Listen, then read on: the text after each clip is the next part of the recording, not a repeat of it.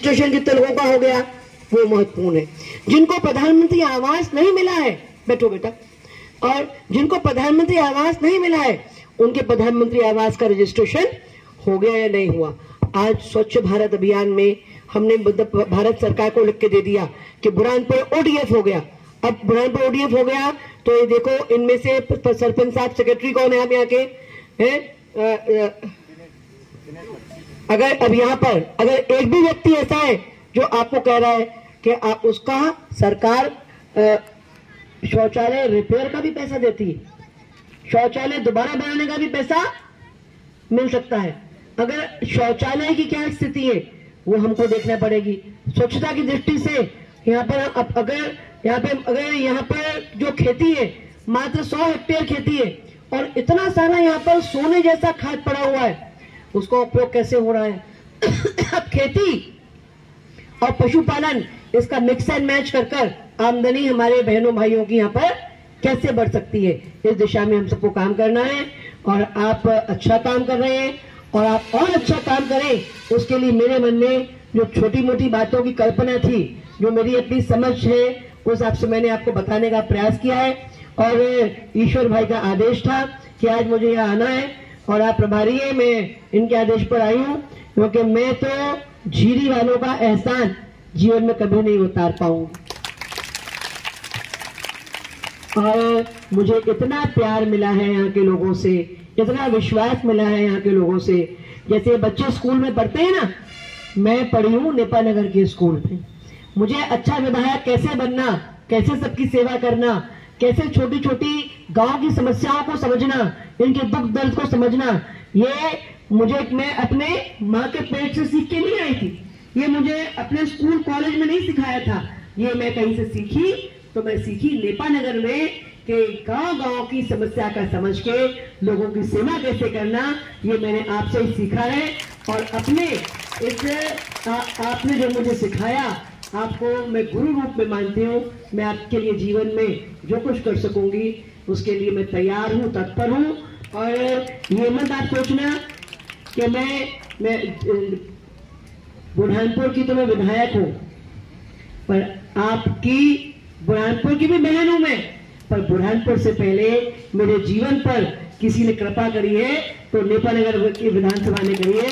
मैं आप सबको प्रणाम करते हुए और जनपद अध्यक्ष जी को, हमारे सरपंच साहब को और सीओ महोदय यहाँ उपस्थित हैं, मैं बस यही कहूंगी कि और घर में लगाते हैं गोबर के साथ थोड़ी मिट्टी मिक्स करके, थोड़ा भूसा बचा हुआ मिक्स कर छोटे छोटे आप एसएचजी के साथ मिलकर ये हम काम कर सकते हैं।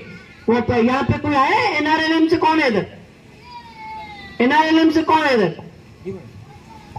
है? आप लोगों ने यहाँ के समूह क्या काम कर रहे हैं? यहाँ के समूह गोबर और गौमूत्र का उपयोग करने का काम कर सकते हैं। अब गौमूत्र से जो है फिनाइल बनता है, जिससे घर पर पोछा लगाने का फिनाइल गौमूत्र से बनाया जा सकता है। ऐसी अगर हम भारत के विकास की बात कर रहे हैं तो भारत का विकास कब होगा? जब बुरहानपुर का विकास होगा। बुरहानपुर का विकास कब होगा? जब नेपा का विकास होगा। नेपा का विकास कब होगा? जब झीरी का विकास होगा, तब सबका विकास होगा। अभी हमारे समूह की बहनें के आधार पर क्या क्या हो सकता है आपको पता है? मुंबई से जो बुरहानपुर का सिंधी समाज है, वो जो अपना गाय का भैंस का चीका होता है ना, पहले 3-4 दिन का दूध, उसकी बर्फी मुंबई से बनके यहाँ लोग बुरहानपुर में बेचते। वो चीके की मिठाई होती है ना, वो मुंबई से आती है। लोग बर्फ में रख के उसको लेके आते हैं और लाके यहाँ पर बुरहानपुर के सिंधी उसको बोलते हैं तो हमारे समाज की मिठाई है। अरे वो कोई एक समाज की मिठाई है क्या? वो अगर यहाँ की बहनों ने चीखे की मिठाई को प्रॉपरली पैक कर अगर एक आउटलेट बना लिया, तो वो जो चीका सिर्फ हमारे लिए नहीं है, वो चीके का दूध का पहला हक गाय के बच्चे का है। उसमें एंटीबायोटिक है, उसमें जैसे माँ का पहला दूध बच्चे को पीना चाहिए, वैसे गाय और भैंस का पहला दूध उसके बच्चे को मिलना चाहिए। पर वो छोटा सा बच्चा है, वो इतना चीके का दूध पिएगा तो उसका पेट खराब हो जाएगा। तो बचे हुए चीके की मिठाई आप कुंदन मिठाई ने क्यों सिर्फ आपका दूध लेना चाहिए डेयरी वालों ने? अरे तुम अपने चीके की मिठाई खुद बनाओ, शक्कर मिलाओ, स्टीम करो, काटो, इलायची लगा के उसको आप 600 रुपए किलो की बिकेगी वो मिठाई दो। पर हम उसकी कोई कदर नहीं करते और फिर हम कहते हैं कि पशुपालन में तो कोई कमाई नहीं है, पशुपालन में तो कोई मजा ही नहीं है। दीदी तुम्हारे को क्या पता है क्या पशुपालन वालों की तकलीफ है? तुमको तो बस बहुत कम पैसे में होना शहर के लोगों को, है ना? तुमको हमारे लिए सोचते ही नहीं आता। अब अपन ना बैठो बैठो, काइंडली सिट, प्लीज सिट। गौमूत्र, उस गौमूत्र का ये कैसे उपयोग कर रहे हैं? उस गौमूत्र से का ये उसका वैल्यू एडिशन, गौमूत्र का वैल्यू एडिशन करने के लिए इनके पास आप इनको कुछ बताइए और एक आध पशुपालक को उसका मॉडल बना दीजिए। एक मॉडल गांव में बन जाएगा ना एक पशुपालन के घर पर, पालक के घर पर, तो बाकी लोग उसकी देखा देखी, हम अपने यहाँ हिंदी में एक मुहावरा है कि खरबूजा खरबूजे को देख के रंग पकड़ता है। तो एक पशुपालक जो इंटरेस्टेड पार्टी है उसको ये बताओ कि अमृत जो है वो गोबर और गौमूत्र है। हमारे यहाँ एक सूत्र है कि गो में वसते लक्ष्मी। गाय के पूरे शरीर में कोई ना कोई देवता है, पर लक्ष्मी जी का वास गोबर में है। इसलिए हम कई बार लक्ष्मी जी का वास भी गोबर में है।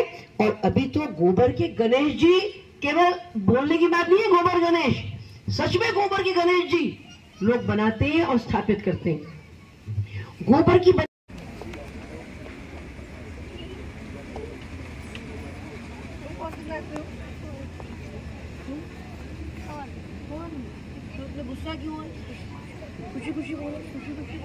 को अच्छी तरीके से कर पाएंगे। मैंने जीवन में सिर्फ एक ही सूत्र अपनाया, जो करो अच्छे से करो, जो करो मन लगा के करो।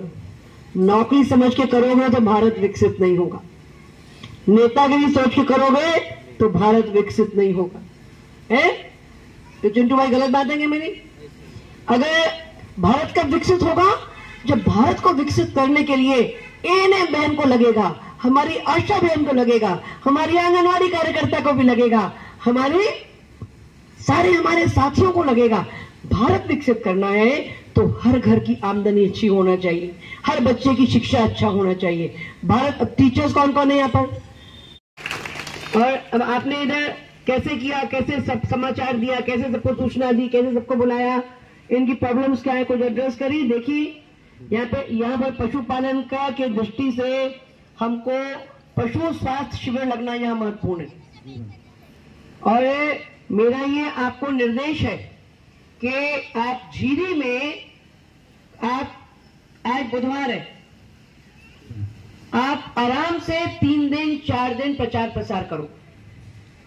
झीरी के साथ साथ आसपास के 5 किलोमीटर के आजू बाजू जितने पर गर्व करेंगे, भारत की एकता को सुदृढ़ करेंगे और देश की रक्षा करने वालों को